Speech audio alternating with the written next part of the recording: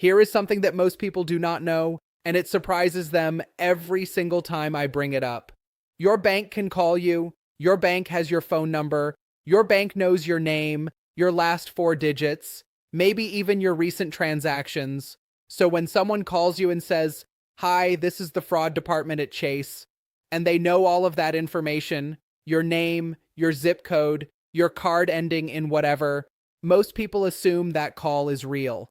And that assumption, that one moment of trust, that is exactly what these scammers are banking on. No pun intended. Today, I want to talk about something that is costing everyday Americans millions of dollars every single year. Not because people are careless, not because they are uneducated, but because these scams are specifically designed to fool smart, careful, responsible people. People like you. So before I give you a list of things to do, I want to show you what these scams actually look like from the inside. Because understanding the trick is the first step to not falling for it. Welcome to Cybersafety Brief, where we break down cybersecurity and online safety advice in plain language. No jargon, no drama, just real information for everyday Americans. Whether you are a student, a parent, a small business owner, or just someone who wants to protect their money and their identity online, you are in the right place. Quick note before we get into it, everything in this video is based on authentic, legal, and publicly available information. This is for awareness and protection only. We are not here to teach anyone how to scam people. We are here to make sure you never become a victim. Main content begins. Section 1. The call that sounds 100% legitimate. Let me walk you through a scenario, and I want you to pay close attention because this is not a hypothetical. This is the kind of thing that gets reported to the FTC, the Federal Trade Commission, and the Consumer Financial Protection Bureau every single day across this country. You get a call. The number on your screen says Chase Bank, or Wells Fargo Fraud Department, or Bank of America Customer Service. You answer. The person on the other line speaks clearly, professionally. They say something like, "Hello, this is Sarah calling from the Chase Fraud Prevention Team. We have detected some unusual activity on your account. For your security, I need to verify your identity before we proceed." Then they say your first name. They say your last four digits. They confirm your state. Everything checks out. Now they ask you to confirm your full card number, or your PIN, or a one-time passcode that just got texted to your phone. And because everything leading up to that moment felt completely real, a lot of people just give it to them. Here is what most people do not realize.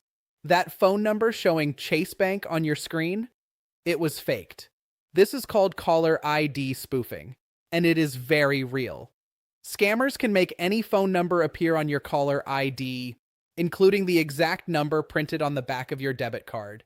And that personal information they knew about you, your name, your zip code, your last four digits, in my opinion, this is one of the most underestimated risks of the digital age. That information is not secret. It can come from a data breach at another company, from public records, from an old account that got compromised, from information brokers that legally sell your data to anyone willing to pay for it. So when a caller knows your last four digits, that does not prove they are from your bank. It proves they did 5 minutes of research before picking up the phone. Section 2, the one-time passcode trap. Now let me talk about one of the most dangerous moves in this scam, and it is something that even people who consider themselves tech-savvy fall for. A scammer calls you. They say there is suspicious activity on your account. To verify it is really you, they say they are going to send you a one-time verification code by text. You get that text. It is real. It genuinely came from your bank system. The scammer asked you to read it back to them. The moment you read that code out loud, they have used it to log into your account as if they were you. This is not hacking in the way most people picture it. There is no computer virus. There is no dark web supercomputer. It is simply a person who convinced you to hand them the key. The way I look at it, a one-time passcode is like a unique key that expires in 60 seconds. Your bank sends it to confirm that the person logging in has physical access to your phone. Once you read that code to a stranger, you have handed them that key. and your bank system has no way of knowing it was not you who used it. Banks and financial institutions have very clearly stated this in their official guidance. They will never ask you to read a verification code back to them over the phone. Never. If someone calls you and asks for that code, they are not from your bank. Hang up immediately. Section 3. Why these scams work on smart people. I want to stop here for a second and address something. A lot of people hear about scams like this and think, I would never fall for that. That is for people who do not know better. And I understand that instinct. But research from the AARP Fraud Watch Network and the FTC consistently shows that financial fraud, especially phone-based bank impersonation, does not discriminate based on age, education, or income level. Why? Because the scam does not attack your intelligence. It attacks your emotions. Think about what happens when someone tells you your bank account might be compromised. Your heart rate goes up. Your brain shifts into problem-solving mode. You want to fix it fast before more damage is done. That urgency, that stress, that sense of emergency, that is what the scammer is engineering. They create a situation where your brain wants to act quickly, and then they guide that quick action toward giving them what they want. What I personally think is that the most effective protection against this kind of scam is not being smarter. It is slowing down. The scam only works when you are rushed. The moment you pause, breathe, and ask yourself one question. Can I verify this independently before I continue? The scam falls apart. And let me know in the comments if you agree with this. Because I think the slow down approach is something that gets overlooked in almost every cybersecurity conversation. Section 4.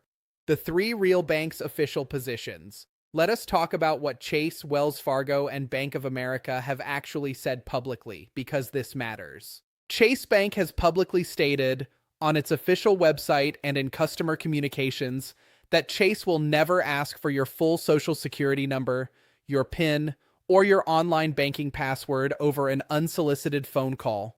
If you receive a call asking for any of these, Chase's own guidance says to hang up and call the number on the back of your card. Wells Fargo similarly has published guidance warning customers about impersonation fraud. Their official position is that if you are contacted by someone claiming to be Wells Fargo and something feels off, you should end the call and dial the number on your card or on your official statement, not a number that the caller provides you with. Bank of America's fraud awareness page also specifically warns about spoofed calls where the bank's real phone number appears on caller ID. They make clear that caller ID is not a reliable way to verify identity, and that their representatives will never ask you to provide a one-time passcode, your full card number, or your online banking credentials in an unsolicited call. What most people underestimate is this. These banks have already warned us. The information is out there. The problem is that people only look for that information after something goes wrong. We want to make sure you see it before anything happens to you. Section 5. The verification. Trick you have to know about here is another angle to this scam that does not get enough attention. Sometimes the scammer does not ask you for anything sensitive right away.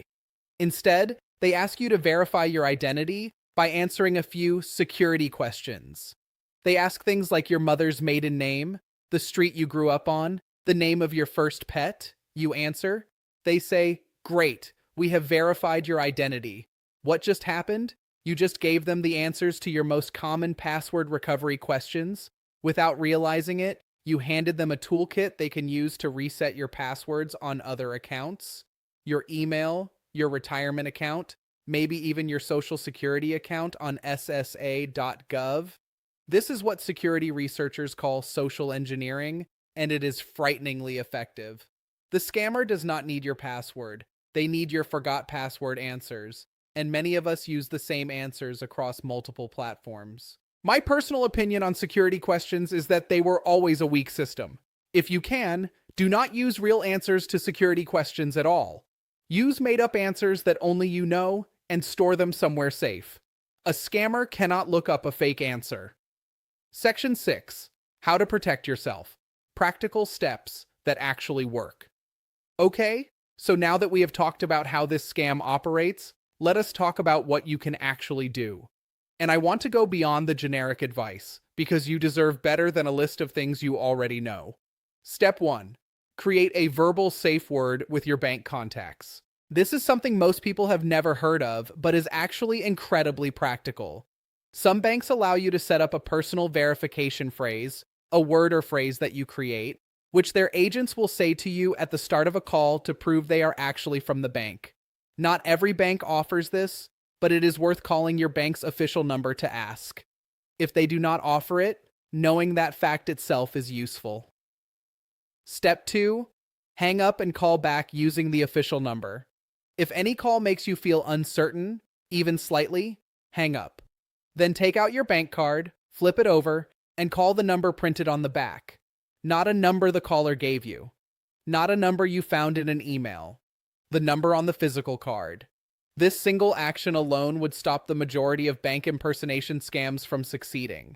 I know that sounds simple, and I know it might feel rude to hang up on someone, but here is the thing.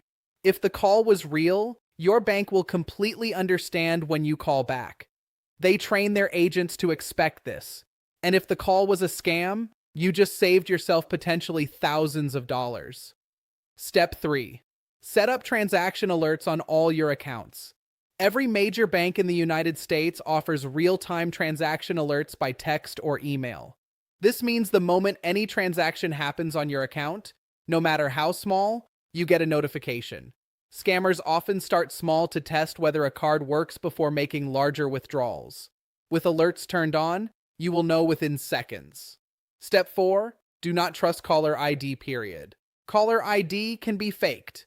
This is not a complex cybersecurity concept.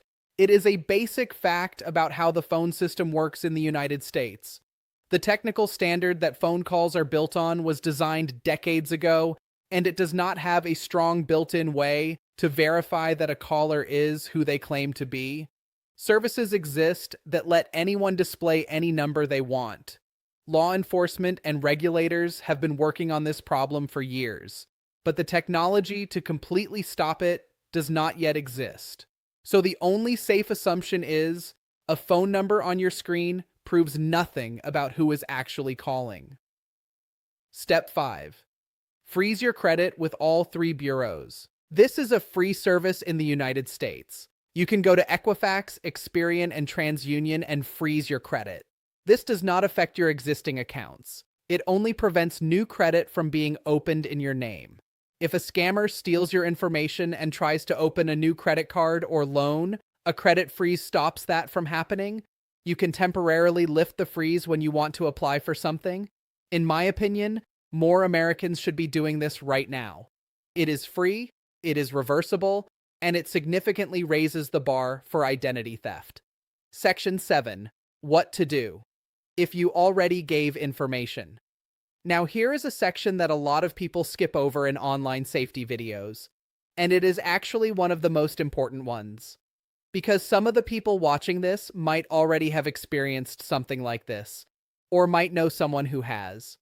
If you believe you have shared sensitive information with a scammer, here is what to do immediately. Call your bank directly, using the number on your card or on your official statement, and tell them what happened. Do not be embarrassed. Banks have entire fraud departments that deal with this every day. The faster you call, the better the chance they can reverse transactions or lock the account before more damage is done. Next, change your online banking password right away. If you use the same password anywhere else, change it there too. Then file a report at reportfraud.ftc.gov. That is the Federal Trade Commission's official fraud reporting site. You will not necessarily get your money back by filing a report, but it helps regulators track patterns and shut down scam operations. It also creates an official record that can help you in disputes with your bank. If your social security number was compromised, go to identitytheft.gov, which is the FTC's identity theft recovery site. It will walk you through personalized steps based on exactly what information was exposed. What I personally think is that the hardest part of this whole experience for most victims is not the financial loss. It is the feeling of shame or self-blame.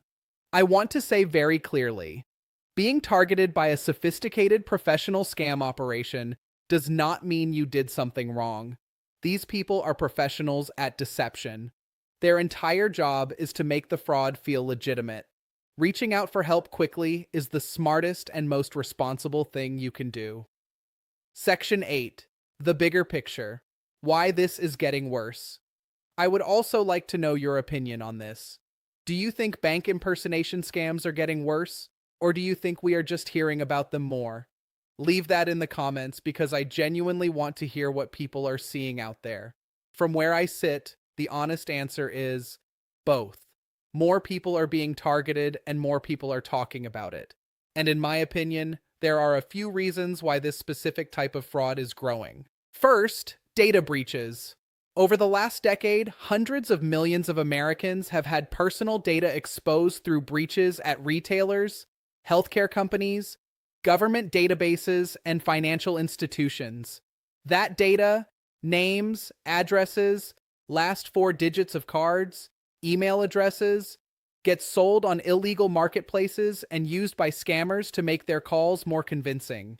The more real information they have about you, the easier it is to earn your trust in those first few seconds of a call. Second, the barrier to entry for running these scams has dropped significantly. Cheap voice-over internet phone services allow anyone, anywhere in the world, to place calls that appear to originate from a local US number. Pre-written scripts for impersonating bank fraud departments are widely available. Caller ID spoofing tools are inexpensive. This means the volume of attempts is much higher than it used to be. Third, and this is the one I think matters most people still believe caller ID. Until awareness catches up with the technology, scammers will keep exploiting that gap. Section 9. The one habit that changes everything. Let me end the main content section with one single habit that, if you build it, will protect you in almost every situation we talked about today. Whenever anything financial comes to you, a call, a text, an email, a pop-up, before you do anything else, ask yourself, did I initiate this contact? If you called your bank, you know who you are talking to. If you logged into your bank's official app or website and a message appears there, you have some reasonable assurance it is real.